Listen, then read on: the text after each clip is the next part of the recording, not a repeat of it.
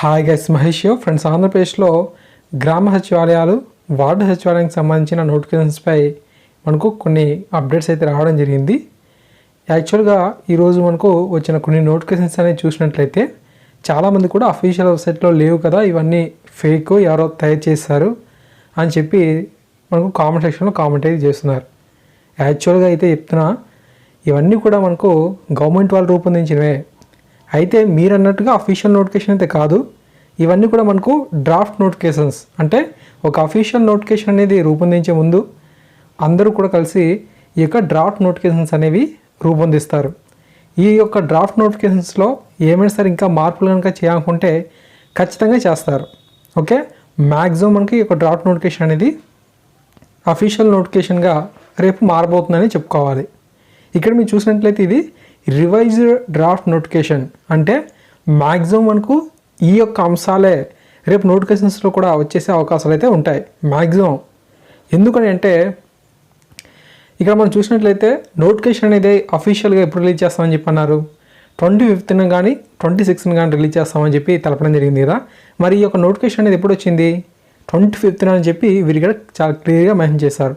అంటే అఫీషియల్ వెబ్సైట్లో మ్యాక్సిమంకి వచ్చే నోటిఫికేషన్ కూడా ఇదే తరహాలో మనకు ఉండనుంది. మ్యాక్సిమం ఎక్కడ కూడా చేంజెస్ అనేవి రావు. అత్యవసర పరిస్థితులు ఏమైనా సరే మార్పులు చేర్పులు చేయాలనుకున్నా సరే చేయొచ్చు, బట్ మ్యాక్సిమం ఇదే ఉంటుంది. అంతేకాని ఎవరో రూపొందించేశారు, ఇవన్నీ ఫేక్, గవర్నమెంట్ది కాదు, ఇలాంటి మాటలు మాత్రం చెప్పాల్సిన అవసరం అయితే లేదని చెప్పి అప్పుడనమాట. ఓకే, ఇవన్నీ కూడా గవర్నమెంట్ వాళ్ళు రూపొందించినవే, ఇవన్నీ కూడా మనకు డిపార్ట్మెంట్కి సంబంధించినవే. ఓకేనా, మ్యాక్సిమం ఇవే వస్తాయి. సో మీరు చూడాలనుకుంటే చూడండి, సమయం అనేది లేదు. నోటిఫికేషన్ అనేది అఫీషియల్ వెబ్సైట్లో వస్తుంది అని చెప్పి ఆలోచించాల్సిన అవసరం లేదు. మ్యాక్సిమం ఇవే ఉంటాయి. ఓకేనా, ఒకవేళ చిన్న చిన్న మార్పులు జరిగినా సరే ఖచ్చితంగా వాటికి సంబంధించి కూడా వివరణ అయితే ఇవ్వడం జరుగుతుంది. బట్ ఏంటంటే ఏవైతే విద్యార్హతలు అయితే ఉన్నాయో ఇవన్నీ కూడా మార్పులు అన్నీ సరైనవే. అంతేకాకుండా ఈ యొక్క సిలబస్ కూడా మనకు సేమ్ ఇదే ఉంటుంది. కాబట్టి మీరు రేపు అఫీషియల్గా నోటిఫికేషన్ వచ్చిన తర్వాత కూడా మీరు చూడండి, మీకు క్లారిటీ అనేది రావడం జరుగుతుంది. ఓకేనా, సో ఎటువంటి టెన్షన్స్ అయితే పెట్టుకోవద్దు. చాలా నోటిఫికేషన్స్ అనేవి ఇంకా రిలీజ్ అవ్వాల్సిన అవసరం అయితే ఉంది. కాకపోతే మనకు అఫీషియల్ వెబ్సైట్లో ఇంకా అప్డేట్ అయితే అవ్వలేదు. ఆ యొక్క నోటిఫికేషన్స్ అనేవి వచ్చిన వెంటనే మీకు అందించడం జరుగుతుంది. మ్యాక్సిమం మనకు ఈ యొక్క డ్రాఫ్ట్ నోటిఫికేషన్ ఏదైతే ఉందో ఇదే మనకు వచ్చేసే అవకాశం అయితే ఉంటుంది. ఓకే, మ్యాక్సిమం ఓకే, చిన్న చిన్న మార్పులు అనేవి ఉంటాయేమో కానీ మ్యాక్సిమం ఇదే ఉంటుంది. కాబట్టి ఇంకా వీడియోలో స్టార్ట్ చేద్దాం. ఫ్రెండ్స్, ఆంధ్రప్రదేశ్లో గ్రామీణ సచివాలయానికి సంబంధించి ఫిషరీస్ అసిస్టెంట్ పోస్టుల భర్తీకి సంబంధించిన గవర్నమెంట్ వారు రిలీజ్ చేసిన ఈ యొక్క డ్రాఫ్ట్ నోటిఫికేషన్ కనుక చూసినట్లయితే మనకు రాష్ట్ర వ్యాప్తంగా 750 ఖాళీల భర్తీకి సంబంధించి నోటిఫికేషన్ అయితే రాబోతుందన్నమాట. ఓకే, సో ఈ యొక్క నోటిఫికేషన్ సంబంధించి మనకు ఎగ్జామ్ కూడా చూసినట్లయితే సెప్టెంబర్ 1వ తారీఖున మనకు ఆ వీక్లో మనకు వీరైతే కండక్ట్ అనేది చేసే అవకాశం అయితే ఉన్నట్టుగా వీరు టెంటేటివ్ ఇన్ఫర్మేషన్ అయితే మనకు ఇవ్వడం జరిగింది. మనం ఈ యొక్క దరఖాస్తు చేసుకునేందుకు OTPR one time profile registration అనేది ఖచ్చితంగా చేసుకోవాలని చెప్పి వీరు తెలపడం జరిగింది. హాల్ టికెట్స్ అనేవి ఎగ్జామినేషన్కి ఒక 3 days ముందు అందుబాటులోకి అయితే వస్తాయని చెప్పి వీరు ఇక్కడ తెలిపారు. ఈ 750 వేకెన్సీ సంబంధించి మనం దరఖాస్తు చేసుకునేందుకు వయో పరిమితి చూసినట్లయితే 18 నుంచి 42 ఏళ్ళు అనేది మినిమం మ్యాక్సిమంగా ఇవ్వడం జరిగింది. పే స్కేల్ 14,600 నుంచి 44,870 రూపాయలు అనేది ఉంది. ఓకేనా, అండ్ తర్వాత మనం చూసినట్లయితే ఈ పోస్ట్కి ఆంధ్రప్రదేశ్లో ఉన్నవారు, అంతేకాకుండా తెలంగాణ నుండి ఏపీకి మైగ్రేట్ అయి వచ్చిన వారు కూడా అర్హులే. కానీ ఇప్పుడు ప్రజెంట్ ఎవరైతే తెలంగాణలో ఉన్నారో వారు ఎలిజిబుల్ కాదు. మైగ్రేట్ అయి వచ్చిన వారు మాత్రం ఎలిజిబుల్ అయితే ఉంది. ఈ యొక్క విషయాన్ని గుర్తుంచుకోండి. ఓకేనా, ఎడ్యుకేషన్ క్వాలిఫికేషన్ విషయానికి వచ్చినట్లయితే ఈ పోస్ట్కి సంబంధించి ఇక్కడ మీకు కొంచెం జాగ్రత్తగా పరిశీలన చేయండి. ఫిషరీస్కి సంబంధించి పాలిటెక్నిక్ డిప్లొమా కలిగిన అభ్యర్థులు ఎవరైనా సరే వీటికి దరఖాస్తు చేసుకోవచ్చు. అంతేకాకుండా మీకు ఇంటర్మీడియట్ అనేది ఉండి వొకేషనల్ కోర్స్ అనేది ఫిషరీస్లో కానీ, ఆక్వాకల్చర్లో కానీ, బయాలజీలో కానీ చేసినట్లయితే ఖచ్చితంగా మీరు ఈ పోస్ట్కి దరఖాస్తు చేసుకోవచ్చు. లేదంటే 4 years BFSC డిగ్రీ కంప్లీట్ చేసినా సరే దరఖాస్తు చేసుకోవచ్చు. BSc ఫిషరీస్ కానీ, BSc ఆక్వాకల్చర్ కానీ, BSc జువాలజీ అభ్యర్థులు కూడా ఈ యొక్క విలేజ్ ఫిషరీస్ అసిస్టెంట్ పోస్ట్కి దరఖాస్తు చేసుకోవచ్చు అని చెప్పి ఈ యొక్క డ్రాఫ్ట్ నోటిఫికేషన్లో, రివైజ్డ్ డ్రాఫ్ట్ నోటిఫికేషన్లో తెలపడం జరిగింది. ఓకేనా, విద్యార్హతలు అన్నీ కూడా మనకు మ్యాక్సిమం ఇవే ఉంటాయి. ఎందుకంటే ఇవన్నీ కూడా మనకు గవర్నమెంట్ ఆఫీసెసే రూపొందించినవి. ఓకే, మీరు నోటిఫికేషన్ కావాలి, అఫీషియల్ నోటిఫికేషన్ కావాలి అంటున్నారు కాబట్టి ఈ విధంగా చెప్పడం జరుగుతుంది. ఓకేనా. సో ఇది మాత్రం ఫేక్ అయితే కాదు, మ్యాక్సిమం వచ్చే నోటిఫికేషన్ అనేది ఇదే రకంగా ఉంటుంది.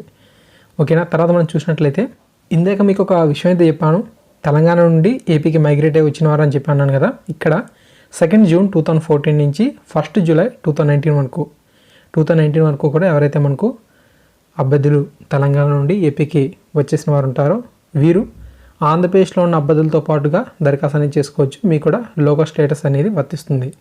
ఓకేనా. అండ్ ఏజ్ విషయాన్ని చూసినట్లయితే 1/7/2019 నాటికి 18 నుంచి 42 సంవత్సరాలు అంటున్నారు. ఓకే, 1/7/2019 నాటికి. అయితే మనకు కేటగిరీస్ ఉన్నాయి కదా కొన్ని. ఎస్సీ ఎస్టీకి 5 years అనేది అప్పర్ ఏజ్ రిలాక్సేషన్ ఇచ్చారు. అంటే మీరు 42 ఏళ్ళు దాటిపోయినప్పటికీ కూడాను మీ యొక్క కేటగిరీకి ఇచ్చిన ఏజ్ రిలాక్సేషన్ బట్టి 47 సంవత్సరాలు సరే మీరు దరఖాస్తు చేసుకోవచ్చు. ఫిజికల్లీ హ్యాండిక్యాప్డ్కి 10 years అనేది ఇవ్వడం జరిగింది. ఎక్స్ సర్వీస్ మెన్కి 3 years అనేది ఇవ్వడం జరిగింది. ఎన్సీసీలో వర్క్ చేసిన వారికి కూడా 3 years అనేది ఇచ్చారు. తర్వాత కాంట్రాక్చువల్ సర్వీసెస్లో ఉన్న వారికి 5 years అనేది అప్పర్ ఏజ్ రిలాక్సేషన్గా మనకు ఇవ్వడం జరిగిందనమాట. ఓకేనా. ఫీజు అనేది చూసినట్లయితే ఎస్సీ ఎస్టీ కేటగిరీ అభ్యర్థులకి ఎటువంటి ఎగ్జామినేషన్ ఫీజు అనేది లేదు, కానీ ప్రాసెసింగ్ ఫీజు అనేది 200 రూపీస్ అనేది చెల్లించాలి.